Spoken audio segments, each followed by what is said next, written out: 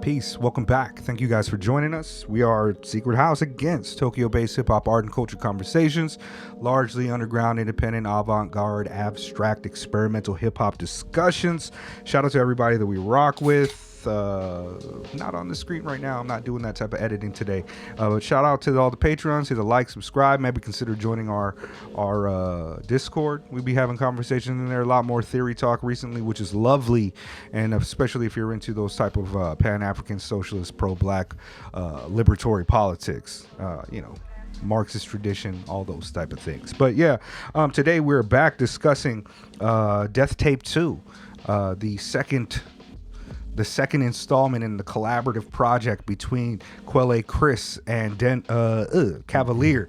The first joint came out last year, and then it released on streaming later. This one is not on streaming yet, but we had to put down some money for the folks and get our hands on this one. It's called Death Tape 2. We Gon Need Each Other. It's 10 songs, 35 minutes, which I guess is more like an EP type of drop. Quick question. So on the files that we got and stuff, it said Death Tape 2, and then it said like Cavalier, Quelle, Chris, and then it also said Denmark, Vessey. Mm-hmm. So he's on a couple of songs, songs. He's not on all of them, I think, but he's on most of them, I think.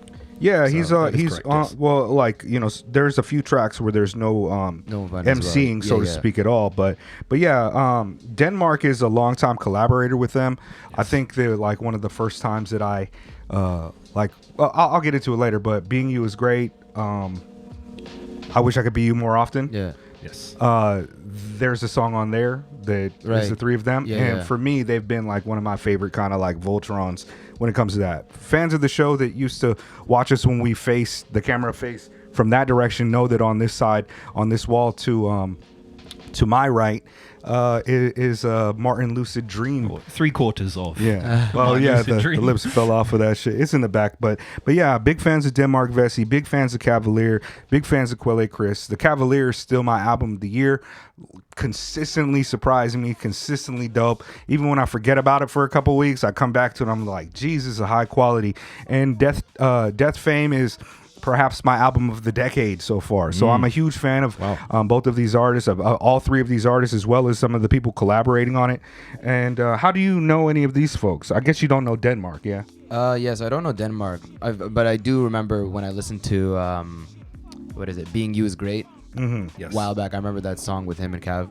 But yeah, Cavalier, pretty much through the review we did for Different Type Time. That's also one of my favorite albums of this year. And Quelle Chris through Being You is great, Okay. Somebody in the comments of a video that we did recently, I said something like, Denmark Vessey is doing Denmark Vessey. It was in the comments of Big Flowers did like a very nice edit of you talking about the album, where you finished by saying you don't have a name like Denmark Vessey without sounding like Denmark Vessey. Okay. And neither this commenter nor Big Flowers were aware of the history of the original Denmark Vessey 1S. So yeah, I mean, we did the knowledge. I pulled it up, you know what I mean? Like free black man community leader in Charleston, South Carolina, led the largest slave revolt. Accused and convicted of the largest slave revolt in the history of America's. Perhaps, maybe not. Maybe that's not accurate. But Denmark Vessey's just got 2 S's on his. So when you take the time and consideration to make that your name, you can't come off with no sucker shit. For sure. You know what I mean? Like you might be able to pull that shit off with like some Martin Luther King bullshit because the way he's been so liberalized and changed and sanitized, but not with Denmark Vessey. Mm-hmm. And so I always tell people Google Denmark Vessey and Google Denmark Vessey. Yeah. So, but yeah, these artists, man, this tape. Shouts out to Martin Lucid Dream, by the way, and Martin Luther King as well. Saul Williams. Yo, yeah, no doubt, man. That threw me for a loop because the last time Saul was here, we were talking to him, and Saul was like, "Yo, y'all mess with Brownsville Ka?" And we were like, "Of course." He was so excited to talk about Ka. We talked about Ka for a minute with Saul Williams. Rest in peace to Ka, man. A real person, a real human being, somebody real special beyond even your scope of just like rap music, dude. But we'll get to that another time, man. Death Tape 2, for me, is a jewel. It's not unusual for Cavalier, Quelle, Chris, or Denmark Vessey to fill their work with jewels, but this one feels like this one hit for me really particularly hard. It's a short, concise listen, and it's just like outside of like basically one song, it's basically like a compass. It's like a sextant to kind of direct your focus to, you know, like a magnetic north and keep you on your journey. You know, the major message of the album is like we're not really traveling solo. We're traveling together. If we come together, we'll get farther. And so you got to kind of triangulate between, you know, the physical world, yourself, and the community. And we need like wisdom to reach these destinations. All of the songs outside of the one Skins joint are basically pointed in that direction. And the album is also kind of like broken up by these interludes with beats and a person who I'm not sure is talking, but you could hear some wisdom in their voice, right? And they're just bombing you with bars about maybe we'll get into that more as we speak on the album, but this album was just really poignant for me. I'll be going through it rough like the rest of us, you know what I mean? Like, I'm sure most of us under late stage capitalism have a plethora of issues and trauma that we can point to, our childhood experiences, violence that we've seen, and all of the type of things that emerge from living in societies as we do today, particularly on the West. I'm you know, I come from the West, the Western world, first world country type of shit. So I'm talking about that experience particularly, but you know, before I started listening to this album, like I listened to it several times. I'm like, this is dope, this is great. And then as I was listening back to it today, I found myself kind of like realizing that a lot of the things that they're doing and a lot of things that they're saying on this album are kind of like mantras, and they're kind of ways to get you through the day. And it fucking on top of that, these are some of the most original, freshest stylers in music, and the production's incredible. So on top of just like the uncanny dope music, if you allow it to and you connect with this frequency, it has like a liberatory capacity. It has a capacity to really make you feel some dope shit, like some really I walked away from it today especially feeling like hell like I might have been spiraling, bro, but it kind of reoriented my shit. Exactly, man. Especially like that's how I felt with the album too. I felt like I was kind of going through a rough patch too. And just listening to the album kind of granted me a little bit of that healing effect or something. Especially, what is it? Holding On. Fuck, man. Holding On. That one was really holding it down for real.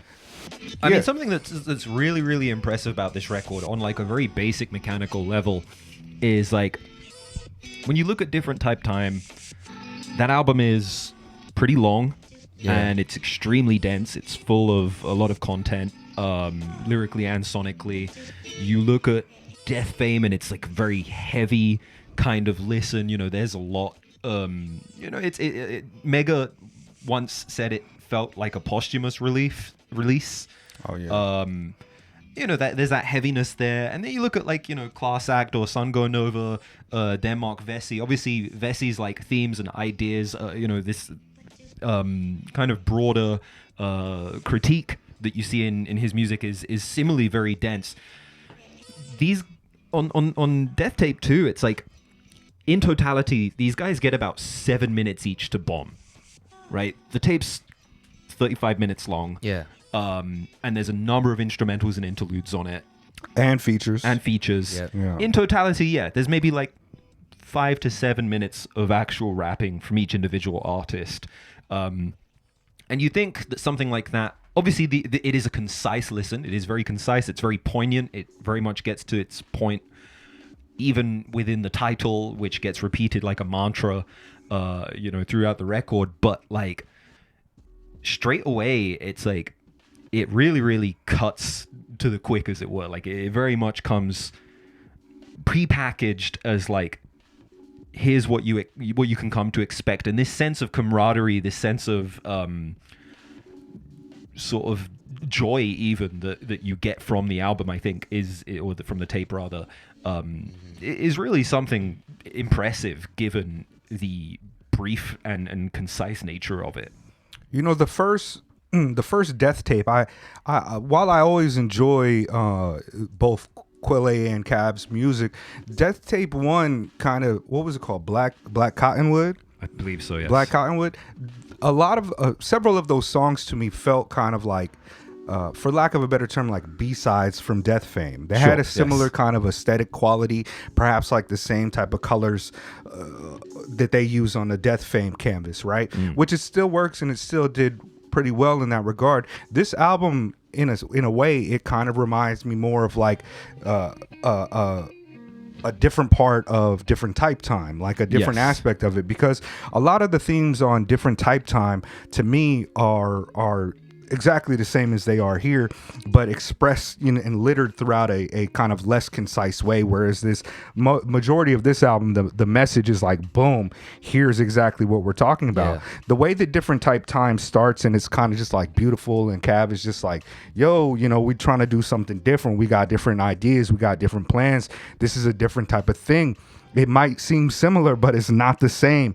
It's different. And it's like, he does a great job explaining that on there, but this one's a little bit more direct. Like, it gets into, you know, it's got a person named Brooklyn Z, Chedra, Paul Freedom, Nick Davio, I think, and it's just like this starts off that powerful through line. He says, you know, every race, every gender, every identity, you know, you have what it takes. I'm on my way, and it repeats that like an affirmation, like a mantra. And that kind of energy from that first track follows it all the way through. The next track, Squeeze the Greedy, Feed the Needy. Yeah.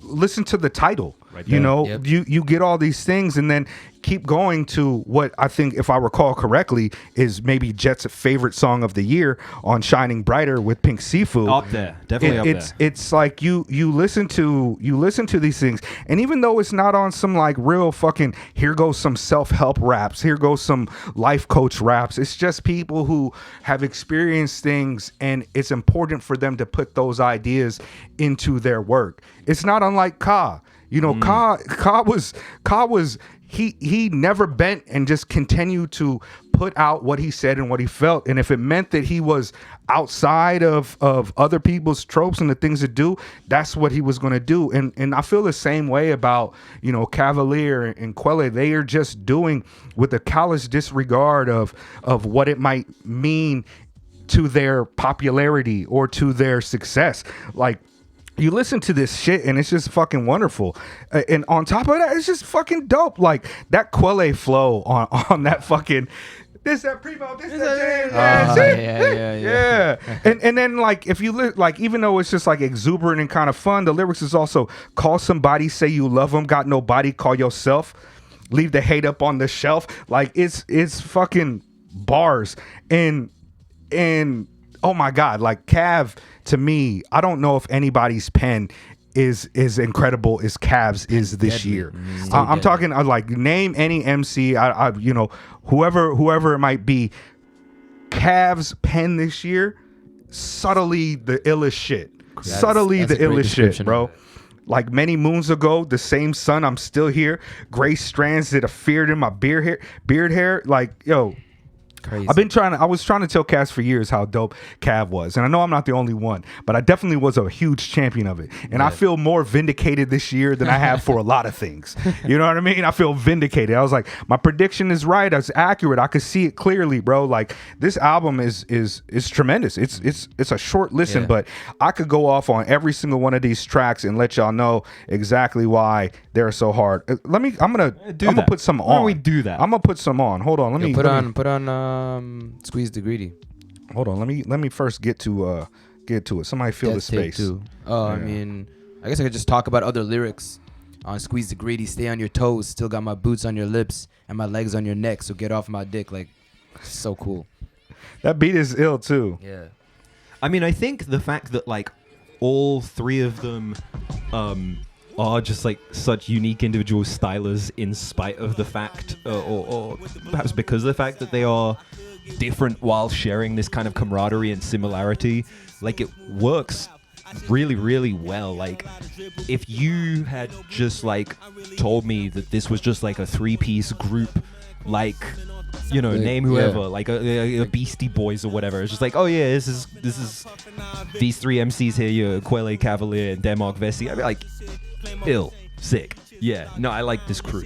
And the fact that they're able to function in that capacity in spite of being these kind of very unique and individual stylers, I think is, you know, just another absolutely phenomenal element. And that's not to say anything of the production. I mean, just listen to this shit.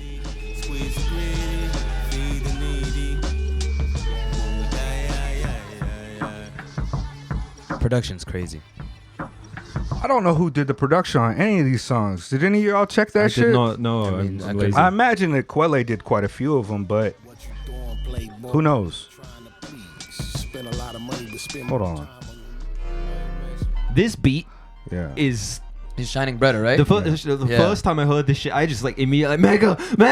Yeah, you sent me that shit immediately. Also, the video was dope. It's like a Game Boy type of Game aesthetic. Boy. Oh, really? I know y'all saw in the video like our new Public Enemy kind of vibe. But initially we were gonna have like some 8-bit Game Boy green screen type of shit. Oh, word. You know what I mean? Yeah, that was the plan initially. But yeah, but this joint, man. Yeah, man, this beat is fucking crazy. Like Pink Sifu's on this. He's tremendous. Another one of those artists. Like I love the keys going up and down, like the scale, like back and forth. It's like giving like kind of like frantic feel to it. And then every once in a while, the chords will come in and they will like resolve that tension, you know. And I'm sure this is just me just reading too much into it, but I almost feel like this is almost what is it? It's almost a metaphor for like, you know, what we'll be going through, man. There's always crazy shit just happening, and then every once in a while we have the resolution, a little bit of that, you know, that peace. And then that's what keeps us going back in this fucking circle, back and forth the whole time. That's that transcendental critique. That's, yeah. Beats, by the way, handled by Quelle Chris, Seb Bash, Denmark Vessey, Mosel, who I'm not familiar with, and Scott Thorough, distant cousin of Scott Popular, friend of the show. Word. Like, you had me shook for a sec, man. Yeah, Denmark's crazy. I hustle layaway. I got no makeup on myself. I just woke up this way. Shea Butter got your boy shining more than what's her face. Such a hot flex. Yeah, bro. The track holding on with Navy Blue.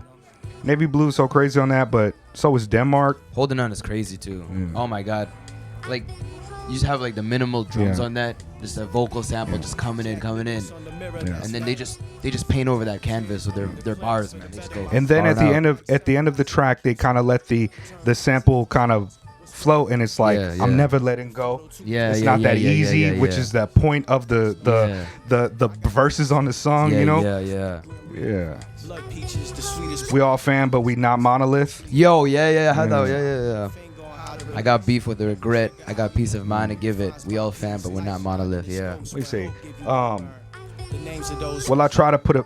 Wait. The kind of voice notes you keep, release doves fly through sleet and rain. I will try to put a finger on how to release. Every trigger I meet redefines my peace. Yeah. Put a finger on it. Put your triggers. Yeah. Yo, bro, I'm telling you, they're doing. Yeah. There's another line on this I heard on the train, but I didn't write it down. It's like have the photos on my phone, don't look at them, but don't delete them either. You know, something like that. Fuck, man. Also, Lil Love, Little Patience, Lil Mama, Keys and Jay-Z. Yeah. I was gonna say that, like, I feel, maybe I'm tripping, but I feel the ghost of Chris Keys on this album. I don't believe Chris Keys was involved at any point in the production, but some of the chord choices and just the way that some of these like melodies and samples have been formulated feel very Chris Keys to me. Well, you know, the title, at least that part of it, must be referring to Lil Mama getting up on stage with Jay-Z and Alicia Keys during like MTV Music Awards or whatever. Yeah. I guess she was just really feeling it, so she decided to get up there. You know, it was about New York. She a New York person, so I think that some of that is about that too. You know what I mean? Some of this song is about that too, like being a part of something that maybe like you might not should have been a part of or something like this, right?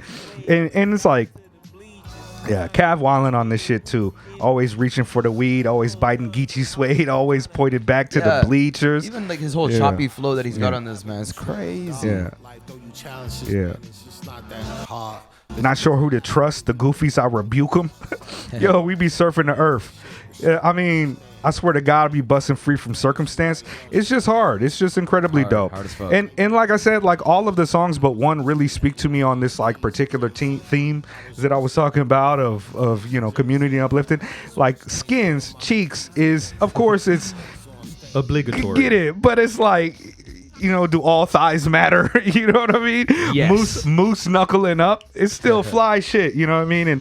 And for people that know me, a lot of people that know me online, especially, they think that all I do is like read theory and fucking, you know what I mean? Be grumpy about shit and talk politics or whatever. But Jet knows me better than all of y'all. And every time we outside with Jet, my mind's be on the goon maneuvers a lot. I have like kicked Mega's legs. I'm out here looking like Alex Pereira when I'm sat across from Mega at a bar or some shit.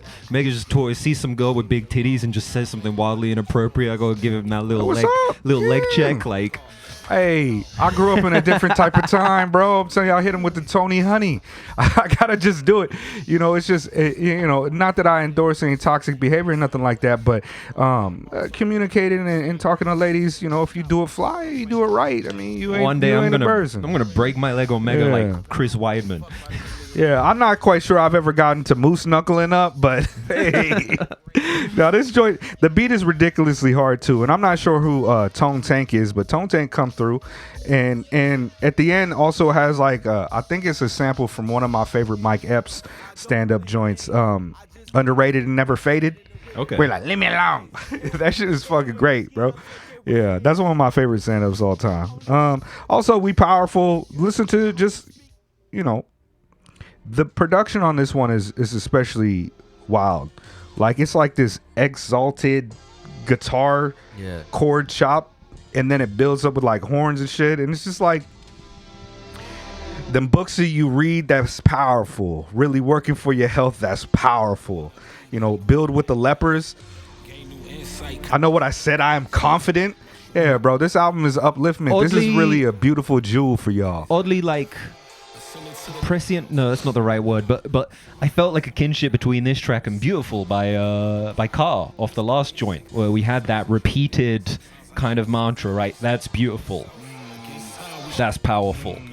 And I felt like, I'm sure it's a coincidence, but at the same time, obviously, we've been thinking about Car a lot this week, rest in peace, and just having that little kind of link, that little element there that we see, this to me, in spite of all of the sort of darkness and kind of horror of the world, like the fact that we have these artists that are making work, reminding us just, how powerful we can be together and how beautiful things can be in our lives. I don't know, it just like I had a weirdly kind of emotional moment thinking about it the first time I heard the track. So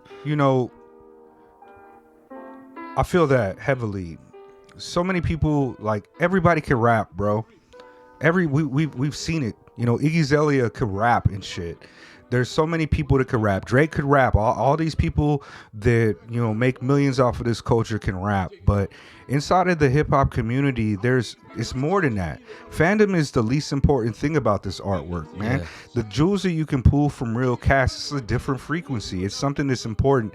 Hip hop culture is something that shaped me more than any other religion or even my personal experiences. I learned, when I was 15 and I decided to leave Christianity and go towards Islam and became God body, and all the changes in my life that have moved me away from that, like all the ethics and shit that I picked up on are they resonate with certain people better. And when I listen to Ka, even though Ka's not one of my favorite MCs, it doesn't even need to be said, I'm not a super fan of Ka. I love Ka, I appreciate his work, but the reason that I resonate with him is because what he was doing. Imagine being a fucking firefighter in New York.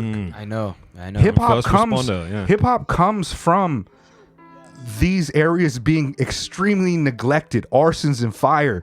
The material social conditions that created hip hop in the Bronx and in Brooklyn and New York at that time come from neglect, from the same forces that are supposed to protect us, that we view as being protectors and helping us. Ka, he been rapping with natural elements since I was a young b-boy, you know, early 90s. He stepped away from rapping with them because he wanted their career to go somewhere. He didn't feel that was the right direction for him. He only put out his music independently. Yes. He never bent to what music was supposed to sound like. He was manually handling and shipping those records out himself, until last week. You know, he's a special person in the community, and I truly believe that Mind Detect Mind, I feel like a lot of people really would connect with him, even beyond these are great rap lyrics. People connect with rap lyrics all the time. People connect with Eminem on a real level. Anytime you saying some shit personal in hip-hop, it's like comedy. You gonna catch it, you might not catch it. Sure. But with Ka, man, he was in what I see and what I hear when I listen to cats like Cavalier. When I was saying on a review, like I recognize something in there. Yes. I know something in there. I see something in there. And we have to not champion, like, we need to, I don't even know. I don't want to get on some old C. Dolores Tucker type shit. Like, we need to have better morals and not support shit. Cats could do whatever they need to do, but there are really some incredible cats in our community who ideologically, they might seem similar. You might listen to some shit and be like, this is rap, this is rap, this is beats, and you might think they similar, but I'm telling you, it's just like a little bit, it's a phase shift. It's a little bit further beyond what you see. And when I listen to this song, you know, I'll be looping. I'll be looping. I came home from the mic shit from Shinjuku, right? I got to ride with some ladies in a taxi for free. I said peace after the mic show, whatever, when they got canceled or whatever, because they got locked up. Yep. I was listening to this on my complete loop ride back, and it was a light rain on me. And when I got home, I felt cleaner. I felt something special. And this album, like, it ain't going on. I guarantee you, it ain't going on no Pitchfork top 50 albums. It ain't going to be on some, you know what I mean, top 50 albums like that. But at the same time, we don't need it to be. You know what I mean?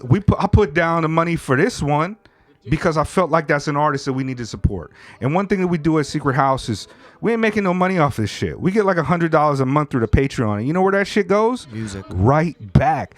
It goes to Noname Book Club. It goes to the people, it goes to the podcasts that we shout out here. It goes to artists like Cavalier and other artists who we feel is doing something, man. So, you know, pay attention, I guess. I don't fucking know how to tell y'all.